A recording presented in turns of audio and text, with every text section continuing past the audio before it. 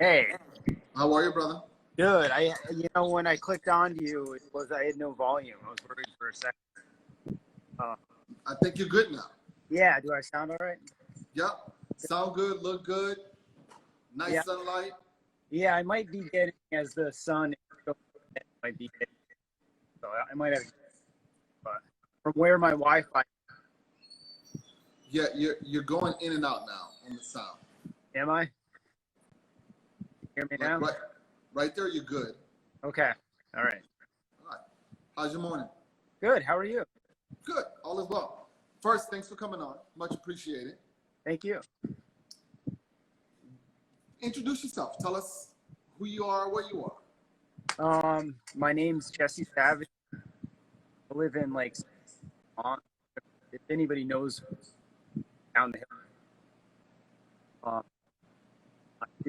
have basically a park. Yeah, your sound is going in and out. I wonder if it shows. You hear me now? Yeah, can hear you now. You okay? I wonder if the kids are online upstairs. I could be throwing it too. No, I've had like a part-time blacksmithing business for the last 10 years or so. And we do my wife and I, Carrie, we do little craft fairs, and I sell a lot of stuff online. I did a lot of Etsy stuff for a little while. Okay, all right, hold it. This is just an introduction. We'll get into some questions, and then in the conversation, you can give us all of that. Okay. All right. So, what word or phrase do you overuse? Word of phrase do I overuse? Probably none. Okay. Yeah. What is your least favorite thing to do? That's a tough one. That's a tough one. Tie my shoes. How about that? What did Charles Bukowski say? He goes, "It's not like all the crazy stuff in life that's going to put you in the madhouse. It's going to be when you break, you know." Right. See if I set my phone here. You still hear me all right? Yeah, I can hear you. Okay. What is your most favorite thing to do? I think just being with my kids and my family, hanging out on the beach in Maine. We usually get to Maine quite a bit during the summer, but this year, who knows? Different world now. Yeah, how far is Maine from you? Yeah, it's like 3 hours to the shore. Okay. So, yeah. Now, when you go, do you camp overnight, or you just go for the day and come back? A lot of times we do day trips, but we've definitely done the camping stuff and gone up, especially once you go up into northern Maine, up into Arcadia National Park and stuff. It's unbelievable there. Okay.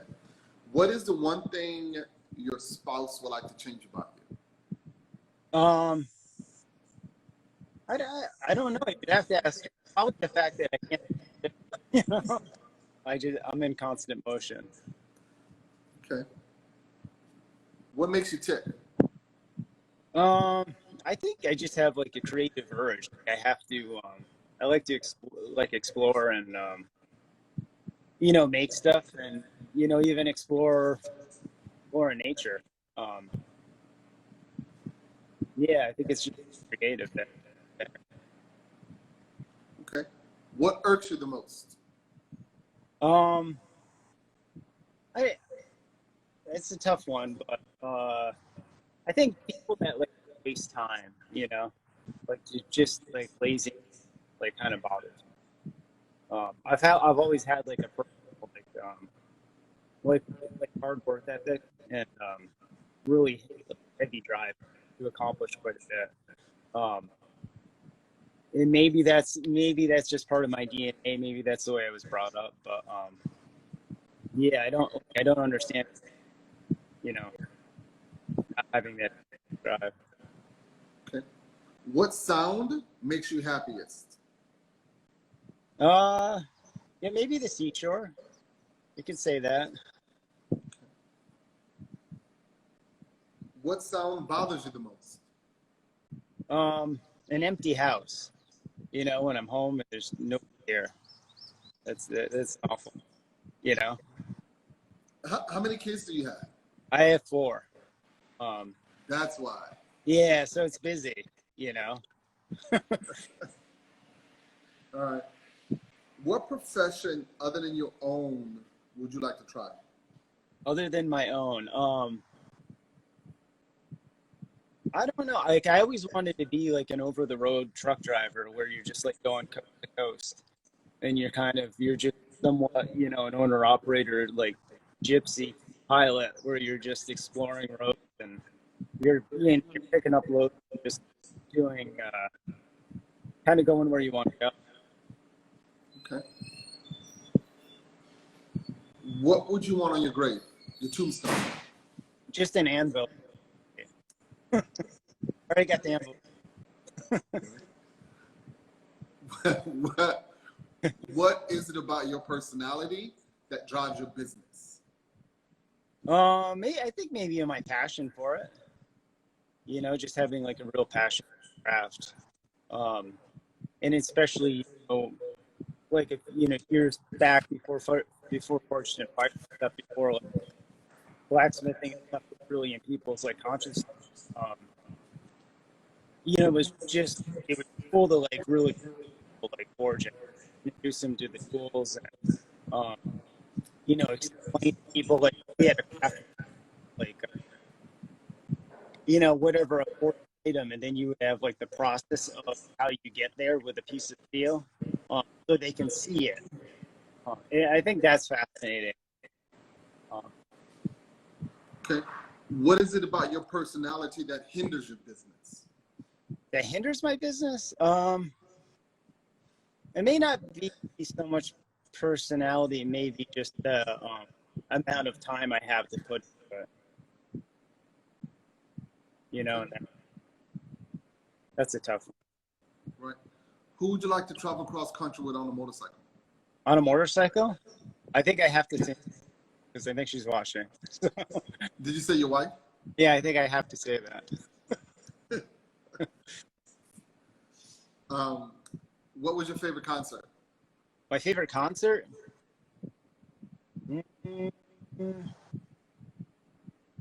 Trying to think. Maybe I saw Billy Bragg from England play for like kind of a friend in Vermont at this little like big thing, and there were only like 20, 25 people there.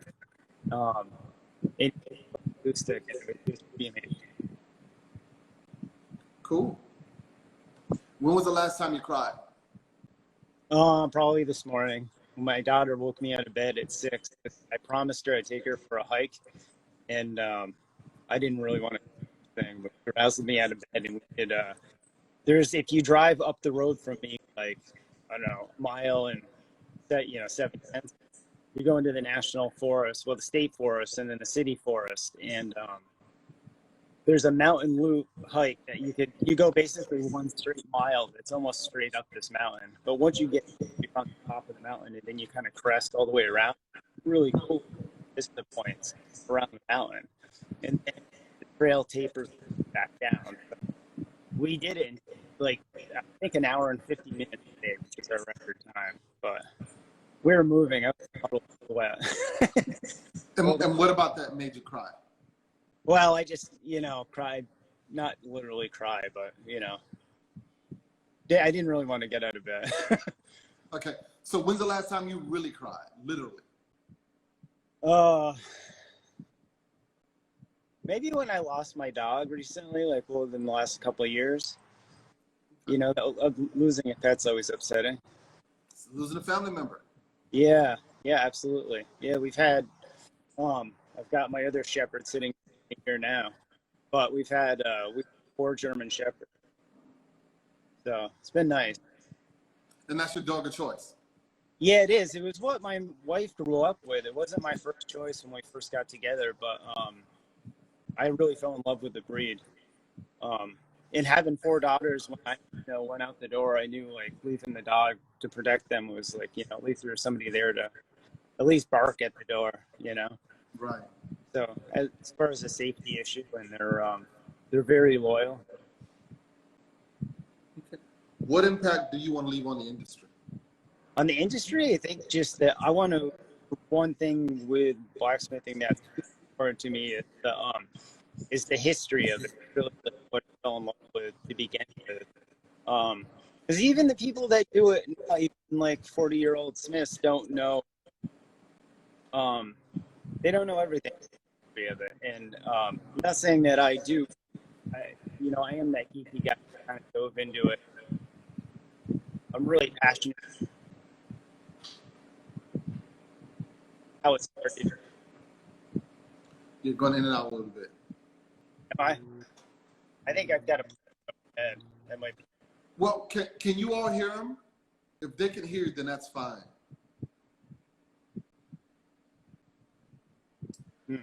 When was the most difficult time for your business, and how did you overcome it?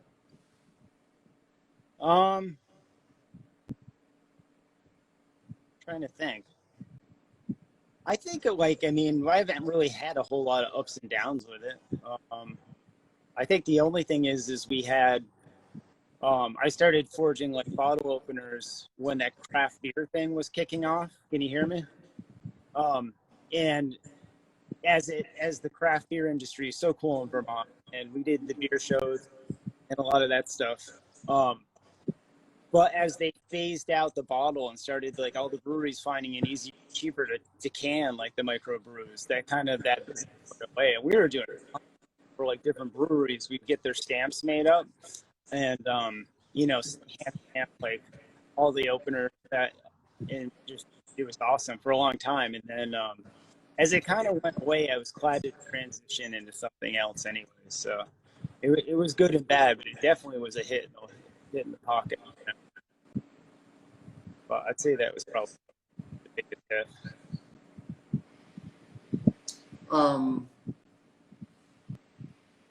Do you have any Black friends? Yeah, absolutely. I've got a close, somewhat new friend that lives up the road. That he moved up from New York City. His family's from. Good guy, good blacksmith. He's a blacksmith as well. Oh yeah, absolutely. Yeah. Okay. All right, cool. Is he on here? Instagram? He's not. He's really private, to be quite honest. Right. Yeah, I haven't really talked to him about why he isn't, but he's a good guy. He's really creative. He can make anything. Okay. Do you often see people of color in your industry? There are a few. I mean, there's what the heck is his name? Can't think of it. He starts with a C. Carl, I think it's Carl Simon. Okay. I'll watch my wife. She'll know. She has the book. But he's a famous blacksmith in South Carolina. Yeah, I heard of him. Yeah, Charleston. Yeah, he did quite a bit. But yeah, there are quite a few. Okay. I mean, I think different ethnicities all over the world. I mean, really, forging came out of China as it spread. It went everywhere. Even if you see like some of the videos in Africa where they'll have like the guys like in India too, the guys forging on the ground with they pump the air like right through a ground tunnel. And actually, there's one of my friends in England. I'm forgetting her name too. She did a little traveling like a gypsy band of blacksmith. Like I think. Yeah, I think your wife put it up. Prince Forge Works. Thanks, Karen. Oh yeah, but yeah, he's a knife maker. He's a fantastic guy. All right. Yeah. Who would you most like to have a conversation with? That's a tough one. I think it would be people that are dead, like some of the guys, like Peter Wright in England, or like the guy,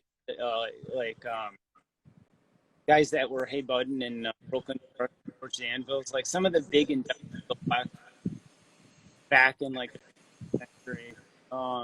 Maybe even like Samuel Yellen out of Philly. Just because of what they did, it's incredible. Where a lot of us are still trying to figure out. Yeah, you just went silent on me. Did I? Yeah. How about now? Yeah, seems good now. Does it? You saying about a lot of you were still trying to figure out. Yeah, how to do the processes they did, especially in anvil forging. I mean, like smaller stuff. There's nobody um, forging that type stuff. There are big forges um, that are forging, tools and stuff. But yeah, not anvil. And that's kind of been my passion. So to do anvils is a lot because they're so big and heavy. Yeah, it basically they used to forge them in three. Well, that was kind of the brick. Yeah, your connection's not great. Huh. That's weird. They didn't like that one spot. She said, "Where's your headset?" Oh, I don't have it on. All right, so that sounds good. I don't think that would have helped. No, originally when they forge welded, like they would forge weld the feet on the anvil and then horn, and that was traditionally like an old English anvil would be set up that way. And then like Peter Wright discovered that you would forge them in three pieces, and you would like have a waist seam. So you'd forge the feet, bottom half of the anvil, and then the top half of the anvil. Forge weld that together. Forge weld a steel plate on top because the bodies were wrought on. And then it changed as they evolved. Like they started forging them out of tool. And then nowadays,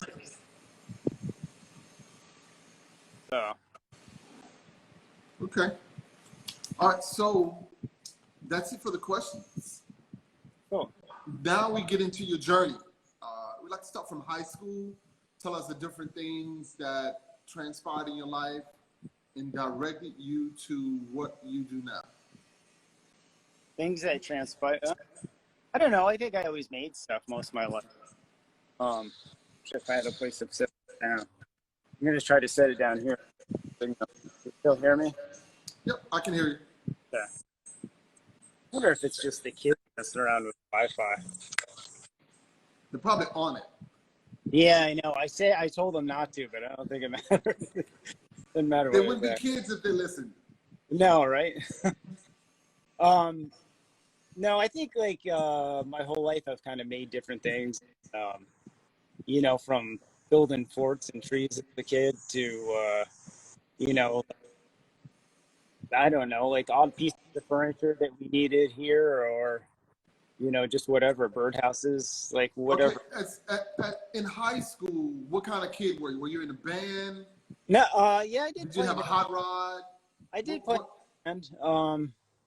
I was in like wood shop every year from like 7th grade to my senior year, making stuff. Yeah, I was a hands-on kid, and if I look back, I should have been taken out of school at like 9th grade and just like put to work in some sort of trade. A trade. That was a physical, thing. Yeah, I just couldn't sit still. And I think there's a lot of kids. Yeah, I was like that. Yeah. And I was put in special ed. Yeah. Yeah, of course. Because they didn't know what to do with me or how to do it. Right. Yeah, it makes sense. They definitely stick a lot of kids in places, but they don't know what to do with them. Too much energy and yeah, and that's it. They don't know what to do with them, so they put you here. Yeah, exactly. And yeah, they think it's a learning disability or something, and it's or behavioral, but it's it's you wonder if you put like some of those younger kids into like anything like playing brick or shoeing a horse, something, anything. Right. Yeah, anything like just like timber framing, and there's so many cool things. I'd almost really like to write a book, like 101 things that I wasn't told I could do in high school. Because I had like an excavator here. I don't know if you can see at my shop. It's all hay. I had I'm adding on, and I had an excavator, and I was just watching how easily the guy went into the dirt and pulled it out, just like so great. And I was like, how cool is that? Like, that's such a cool job to do. every day, and he was Yeah, so good. and it's a needed job. Yeah, absolutely, really needed. It was tough to get him here, but once he got here, it was really cool. And he actually, it was interesting too because um, he had always had an interest in blacksmithing and been like welder fabricator most of his life on the side. So I was like, yeah, you could come over and try it and hang out, and so it was pretty cool. Well, that's good. Yeah. Okay, so after high school, what happened? After high school, I wanted to be a starving poet. I don't know exactly where it was going, but I read a lot of stuff like, all that Kerouac and Bukowski and the beat stuff. And yeah, I lived in Boston in a tiny like apartment, and I worked in bookstores for quite a few years. Um, and I would just write and write and write and write and then mail it off to these magazines. Like all the little zines and stuff you used to see in like the record shops and stuff. And I got published in a few. Not that I, Wow, not that I was any good, but did get paid a little bit. Um, getting published is a pretty big deal. yeah, but I mailed out so many envelopes, and you used to have to. You'd get the book of all the publishers, and you'd have to mail out like your work, and then an envelope, like with a stamp on it, back to yourself with like the rejection. So it was like every day I was getting them back saying no. But I did get some published, so that was fun. But I finally But finally get. I think that's kind of indicative of life. They're telling you to send it, and also be prepared to get the rejection. Yeah, you got to have thick skin. Exactly, and I think what's resilient there is that didn't stop you. You kept sending out more and more and more. Yeah, I mean, it's that creative urge, like just to keep. I couldn't stop myself, and I got really into. This is like before, like, well, I guess there were computers, but it was like it's expensive for me to have it. So I different like older typewriters, different fonts. So in the way you fit, one page with no mistakes, have and stuff. Your sound is breaking up a little bit. Is it? Got to be them upstairs. Yeah, that's fine. Yeah. So, did you have an older typewriter or a current typewriter? No, I had an older machine. Yeah. I don't really remember what it was now, but it was. Yeah, it was definitely an old. And where are you good at typing? Yeah, yeah. I took typing in 7th grade or something, and just remembered it. All right, cool. Yeah. All right, so do you still write poetry? No, I don't. No, Why not? I did save quite a bit of stuff. I do have a lot that I wrote, but I think when you stop exercising that muscle, like kind of the words stop coming to you. I think over the years I've thought about writing stuff down, but I've just, I don't know, just haven't. Do you ever write poems to carry? I did when I was younger, when we first got together. Yeah, yeah. Not anymore. Not anymore. No, I'm overdue. I'm not gonna ask why. No. All right. So you're working in the bookstores, you're writing poems, and then what? I got kind of a cool job through my father. He was buying a house, and I needed a job, and the real estate broker said to her like that I needed a job, and her husband was a photographer who needed somebody like to look like he could do his photo shoots because he shot a lot of bells. And then he trained. Went to work for him, trained me on all his darkroom black and white stuff. So I did all the with Archer and printing all the photos. Get the photos. You're breaking up. You paint after more thinner, and did a lot of the hand painting and the photos, and I did all of the developing black and white film. Wow. And most all of his printing. It was pretty crazy. Do you still use a 35 millimeter or all digital? No, I have all the equipment. I have because I set up my own dark room I had it for quite a few years in Boston and here in Vermont. When I moved back to Vermont, we had Carrie and I had it set up in our first apartment together. But no, it's one of those things I'd like to get into, maybe when I retire out of, everything I do. Because it's such a cool thing, and it's not done like it was anymore. So, yeah, I think Okay, so how long did you work there? About a year. Okay, and after that, what did you do? After that, well, once I moved back to Vermont, Carrie and I got married, and I started. eBay had just started, and I was kind of working job to job, and I did a few different things like computer wise. We wound up selling like stuff we found on garage sales on eBay. I sold a lot of books because that's what I knew from the book industry. So we started selling on Amazon, and I think like 3 years later, we were the 10th biggest book dealer on Amazon. But see, it's funny too, because at the time, the book dealers weren't putting the books online because they weren't that savvy. I was driving around to all the bookstores around New England, and we would buy first editions, whatever, and pay them, a fair price. But I throw them on eBay or on Amazon on the auction site, and they just picked it up and all over the world. So, but we did that. You're breaking up. Yeah, this is very interesting, by the way. I want to hear this. Yeah, it was. We sold a ton of stuff all over, but it's kind of interesting. Like when the movie Fear and Loathing in Las Vegas came out, we had a first edition of that. Yeah, that sold for quite a bit. Yeah, it was really cool. It was cool just traveling around and buying the books too. So you were like pickers for books.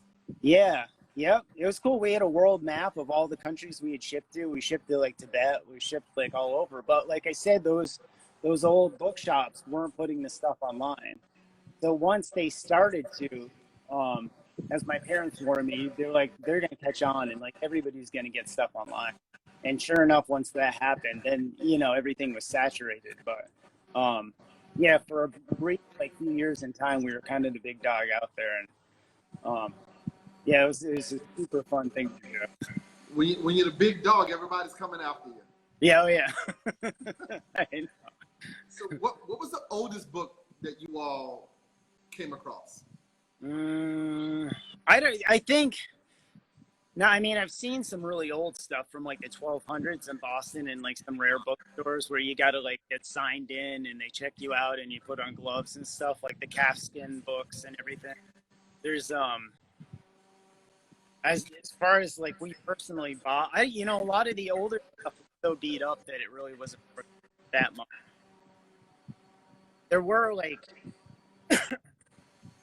like the vintage like Kerouac and Beat Generation stuff, a lot of like I think like I remember like, Jack Kerouac on the road, like just the dust jacket of the first edition was so, and then we had books off of to look for first editions so that you'd have to say, so if you pick up like a contact and they wrap, you would look at the publisher that first printing, and then you page 35 see that the word "the" was spelled on like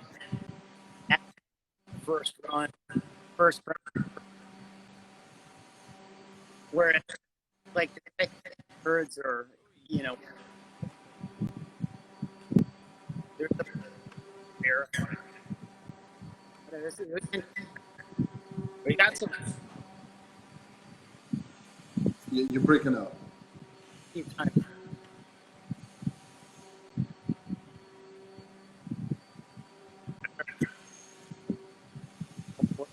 Hear me? Carrie said, "Hold your phone so the sound is better." Okay. I should put my headset on. I don't know if it will sync. Yeah, let's try that. Yeah, I'll try it and see. It's not gonna hurt. See, now you're good. I am? Yeah. I wonder if it's if it's because I'm in the house. Where is it? It's right here. So you're in New York City, right? I'm in Yonkers. What's that? I'm in Yonkers. I'm 8 miles outside of the city. Right. Yeah, I knew that.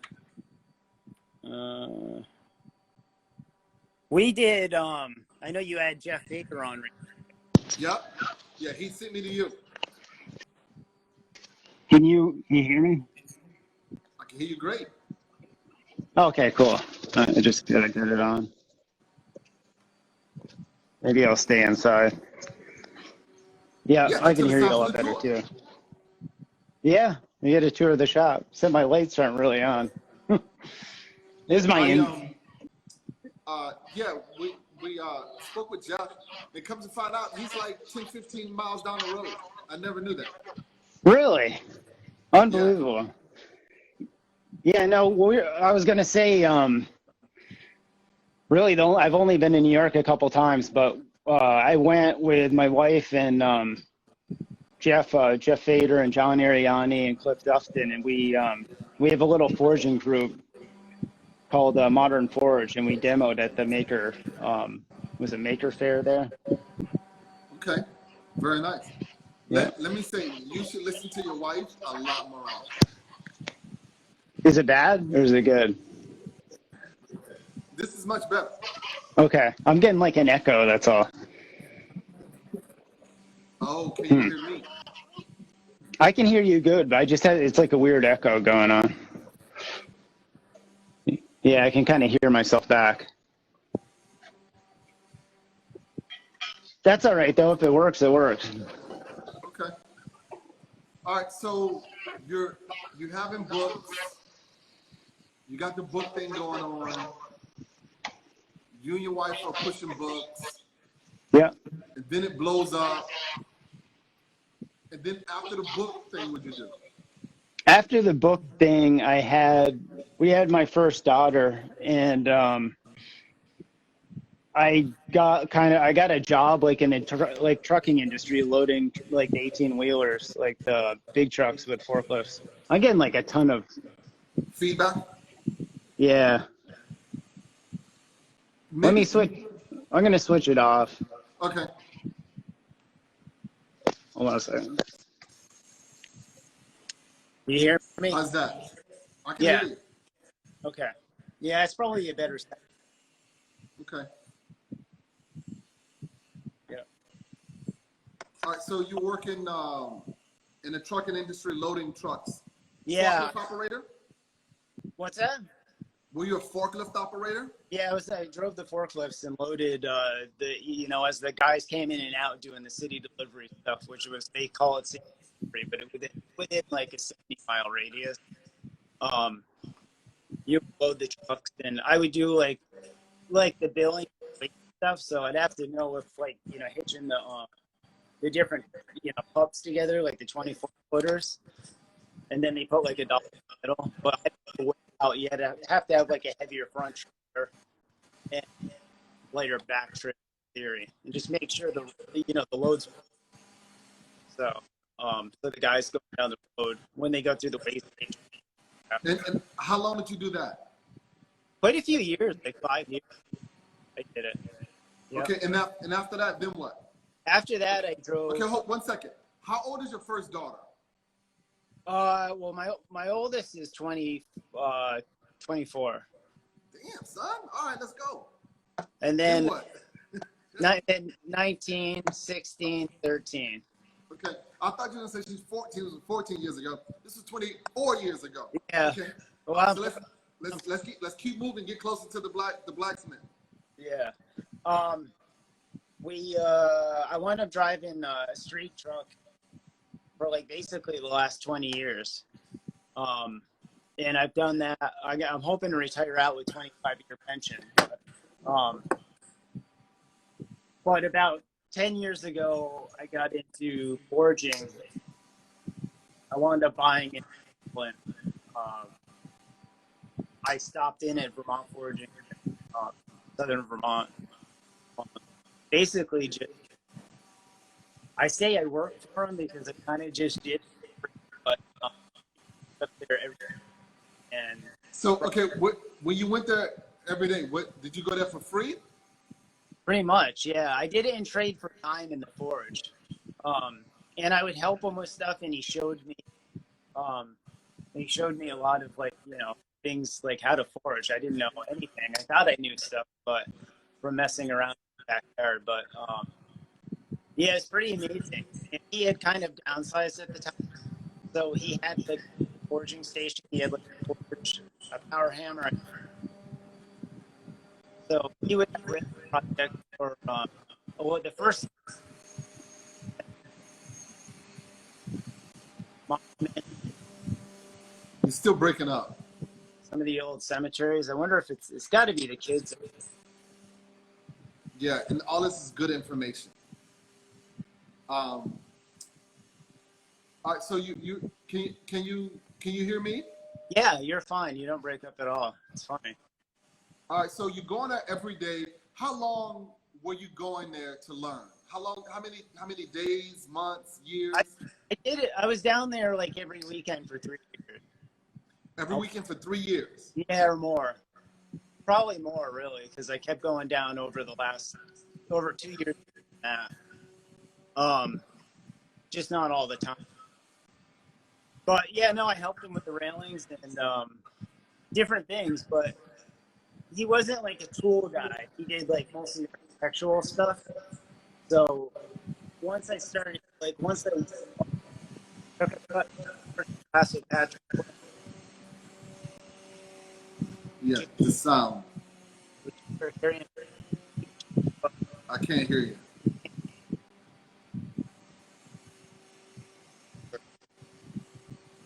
Can you hear me? yeah. Okay. All right, maybe you should hold it. You hear me now? Yeah, I can hear you. Yeah, weird. It's got to be the kids on the Wi-Fi. But when you hold it, it's fine. Outside, when you held it, it was fine. But go. Huh. But okay, so you're there every weekend for 3+ years. He was less hands-on than you were. No, He wasn't. we were doing different projects at the same time. He would have me doing like parts and pieces of the stuff he was putting together, if that makes sense. Yeah. Or different runoffs. Like we made a lot of like small, like just like, hooks and stuff for Vermont Country Store. So it was a lot of good repetitive stuff, just forging little hooks and brackets. And all I could say is it was like pieces. Like I need 500 like backs to this thing that's going to be part of this thing made for like a stupid, toilet paper type thing. It was that type of stuff, but that's the best. It's the best way to learn is repetition. Without a doubt. Yeah. So it got the juices flowing for me, and I started building basically my shop and buying equipment and doing it on my own. And I hadn't really planned on having a business, but it just kind of happened. So pretty interesting. So you with him working 3 years, couple days a week. At what point did you decide, okay, I want to do this on my own? I think it was just I was making stuff and like giving it to family members,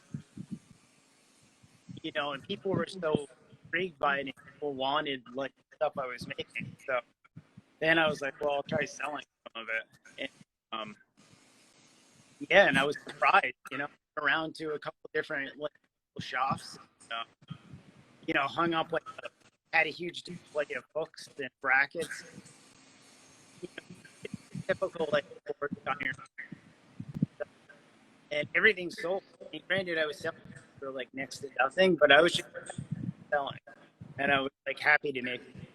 And then all of a sudden, I actually at it, and I was really we were running like a ton of and selling. Problem is you're selling 50 to 50, 40%. So you get 60 in the best case, but most of them want it 50.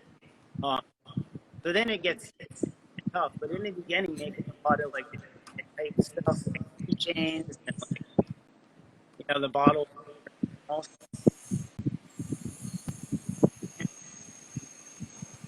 Yeah, you're breaking up. Yeah, it's got to be them. No, Carrie said the kids are off the Wi-Fi. Oh, are they okay? She took care of that. Okay, perfect. But now you're good. All right, so you decide to open up, people are buying your stuff. Yeah. Now, when you first started selling and you wasn't charging much money and selling out, how much more have you increased your prices since then? I think it's like, I think I just learned like what I need to really get for stuff, and then how much time, and the material cost is never that high, but and neither is the fuel cost. It's really your time. And that's a tough thing. The other thing to do is like for me, like I always like one-off items. Whenever I got a job,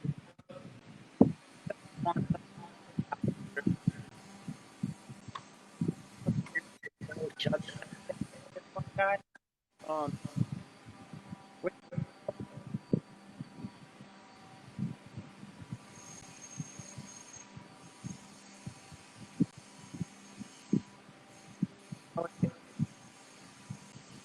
Yeah, I can't hear you. I never did. I'm hearing like something. Yeah, it keeps going in and out. Can you all hear him? Cedar Ford, do you hear me? Carrie, can you hear him? Gary, can you hear me?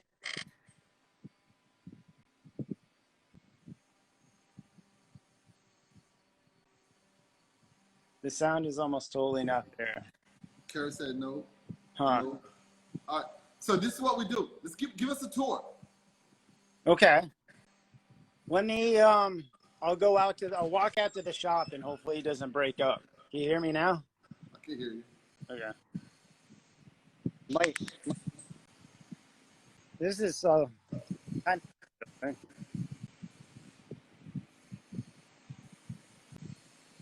that's my firewood up. And that's for the forge. Yeah, this is the forge. I mean, I do like the cold finish, like finish work inside for the most part, unless it's big. That's my little giant power hammer. Nice. Pretty sick. I was laughing at accident, but he goes, stop right there. Axe and Anvil needs a power hammer, and actually, I know he doesn't like the modern equipment, but That's my guy. That's being an antique, and you could run it off like a hit and miss motor, or even like a kid on a bicycle if you hitched up the pulley. I think they're lost for that, man. No more. Yeah, right. Yeah, that's pretty much it. So my welders and my wedge block and. Okay, well, hold on, man. Wait a second. Whoa. Talk to us about this stuff. So slow it down. All right. So, okay, wait a second. Hold it. All right. How big is that? That's a 400-pound hay button anvil, and it's. How long have you had that? I don't like maybe 5 years. Okay. I think 2015. I bet. All right, and how do you get that? How'd you find that?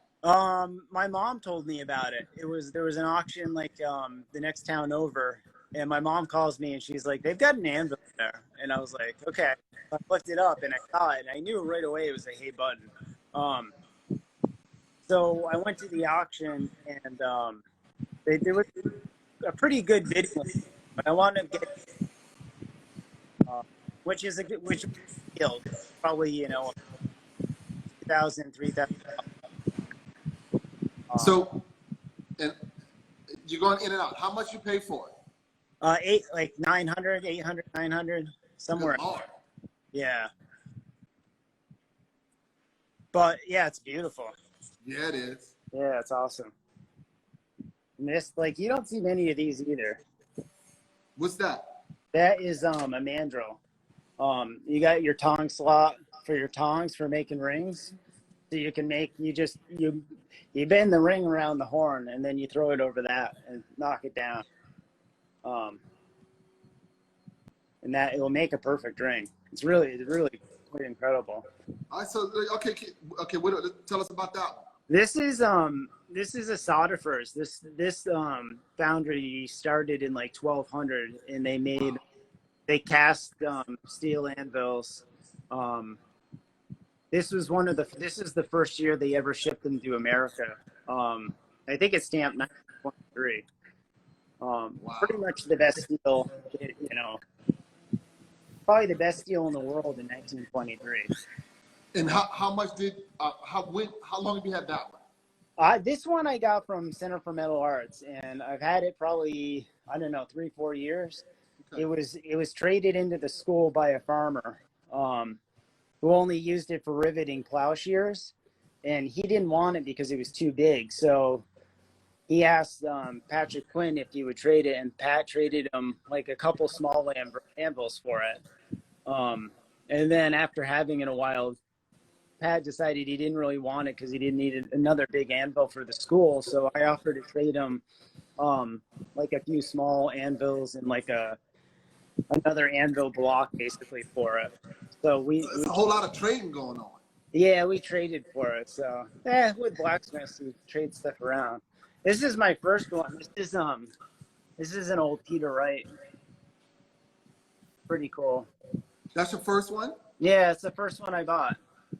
I think I paid like $300 for it in an antique shop. It was pretty beat up, and I think I was more happy I found an anvil and I just bought it. But right after that, I just got addicted and I started buying them all the time. You used to be able to pick them up really cheap at farm auctions. That's my forging press, which is made by Riverside Forge. It's like a 24-ton press. Wow. Yeah, it's pretty amazing what you can do with it. You could see my hammer rack, my roll jig. Now, do you make your own hammers? Yeah. Yep. I mean, a lot of the ones I have are bought or made by friends, but like these are ones I made. I think that's a 3.5 pound. I made that with at Center for Metal Arts. This one I made here. That's about the same weight. How much would you sell that for? Like $150 to $200. Okay. Those are 1045 steel. Actually, I think one is 4140. My drill presses are nothing to write home about. This is my coal forge area. That's my big Peter Wright, and that's 376 pounds, I believe. It's actually I don't know, you probably can't see it because of the light, but it's stamped England, so that means it was made after 1910 when the British government made everything that was exported from England stamped England, so there's only a real way to date that. Wow. Yeah, it's pretty amazing. Are you currently looking for any more anvils, or are you good? I'd like to find a French pig anvil. This is a little axe or hatchet I started. Doesn't look like much now. Basically started the hole.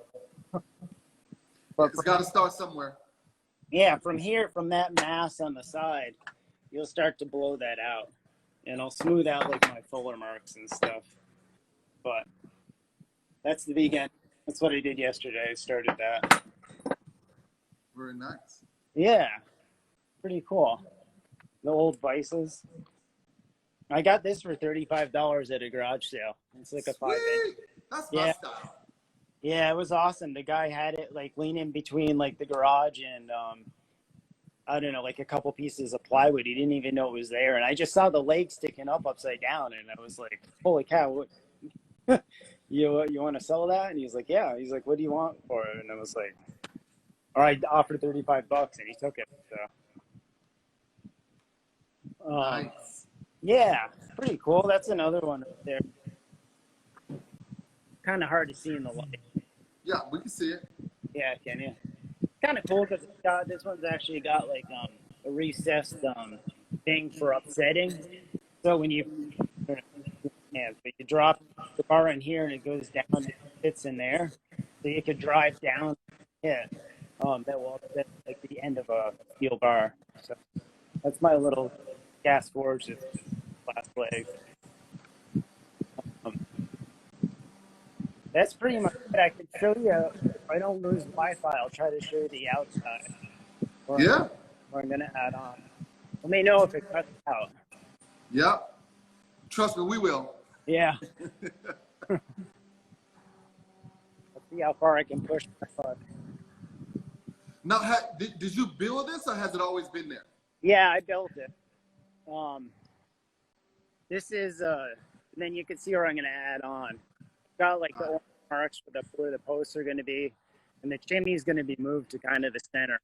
So basically, that wall right there is gonna come back this way, and then it will basically be. I think the building's like 43 feet long, so it will be 23 feet deep, minus like minus the wood. I'll kind of have like a little cove right here on this end. Yeah, Cut it out. once you get it built, we have to come back and do another one. And Yeah. hopefully you have better Wi-Fi. Hey. Work on that, Kerry. Yeah, I know. Now I had like a retaining wall here that I had dug out. Actually the excavator was sitting there, but kind of neat. My kid's little playhouse, but yeah, that's pretty much it. I mean, you don't need a whole lot for forging, which is nice. Thanks, Kerry. You do need I do need more room for fabrication, you know, so I can do stuff like that.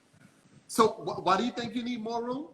For fabrication, like for the forging, I mean, I have that in there, but if you're doing a long, you know, even a 6 it's a lot of metal to spin around. So I'll have in theory will be the forge, and off to this side will be like the fabrication. So hopefully I'll Do you find yourself turning down work because you don't have the space? Oh yeah, absolutely. That ain't good. No. I mean, I can only build so big in there, but for doing axes and stuff like that, it's No problem. yeah, I'm fine. Like I can make a hammer and axe. I can make like all the little trick stuff. Plant hangers can get like even like the big, like taller plant hangers can get kind of funny. Like big. But what did accent picking on me? You ain't kidding. That's funny. I'm reading the comments. You got to have more room for all the mammals. Yeah. Yeah, I need more room. I think hopefully I won't buy more.